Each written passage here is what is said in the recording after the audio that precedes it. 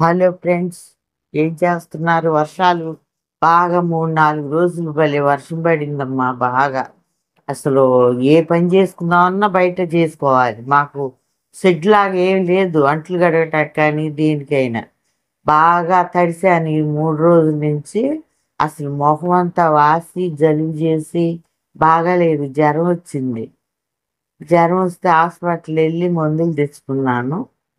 తీసుకొచ్చా, వేసిన తర్వాత కొంచెం పర్వాలేదు, 2 ఇంజక్షన్ చేశారు.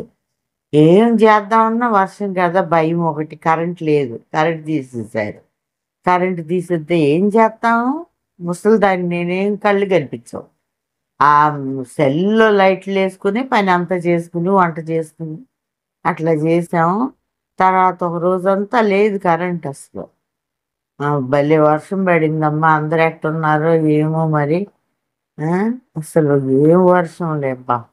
గా భయం. ఒక పక్కన గాలి వస్తుందేమో, కరెంట్ తీసేస్తారు, నీళ్లు ఉండవు, మోటార్ వేసుకోకపోతే మర్చిపోయాము ఆ రోజే. అన్నీ అట్లా కలిసి వస్తాయి.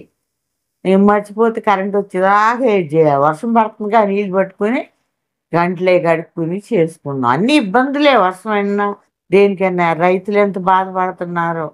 ఆ పైరంతా తడిసిపోయిందమ్మా నీళ్ళల్లో. వాళ్ళని చూస్తుంటే చాలా బాధ కలిగింది. ఆ నీళ్ళల్లో పట్టుకుని చూస్తుంటే ఒక రైతు అయితే అసలు కడుపు చెరువు అయిపోయింది. పత్తి చేలు అన్నీ పోయినాయి. ఎంత బాధపడతారు, ఎంత నష్టం జరిగిందో ఏమో మరి. రైతులకి కోలుకొని లేని అంత పరిస్థితి జరిగింది వాళ్ళకి కూడాను. అసలు ఏం చేస్తారో ఏమోనమ్మా తల్లి. రైతు కష్టం అంటే మామూలు కాదు అసలు. వాళ్ళు పండించబట్టే కదమ్మా మనకి డబ్బులుండి పెట్టి కొనుక్కున్నా కానీ ధాన్యం కావాలి కదా మనకి. అట్లా జరిగిందమ్మా. అసలు వర్షంలో తడిసేటప్పటికి చాలా ఒళ్ళు అంతా నిప్పులు బాగా భరించలేనంత జ్వరం వచ్చేసింది.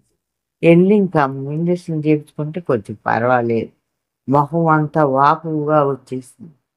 తడిసేటప్పటికి అన్ని తడిసి పని చేసుకోవాలి బయట. బయటే చేసుకోవాలంతా. అప్పట్లో ఇల్లు కట్టేటప్పుడు కొంచెం ఆ రేకులాగా వేయండి అంటే వినిపించుకోలేదు ఆయన. వినిపించుకోలేటప్పుడు పోయి వర్షం వచ్చిందంటే సంవత్సరం సంవత్సరం బాధపడాల్సిందే. అక్కడ 2 రేకులు వేయించుకోలేకపోయాము. తడవటమే. వర్షం వచ్చిందంటే తడిచి పని చేసుకుంటామే. మరి ఏం చేస్తాం? మిడిల్ క్లాస్ ఫ్యామిలీ కదా, తడవాల్సిందే. ఆ తడిచేటప్పటికి ఫుల్ జ్వరం వచ్చేస్తుంది. అట్లా జరిగిందమ్మా. అది ఏం చేస్తున్నారో వర్షాలకి అని మాట్లాడదాము. మాట్లాడినట్టే కదా.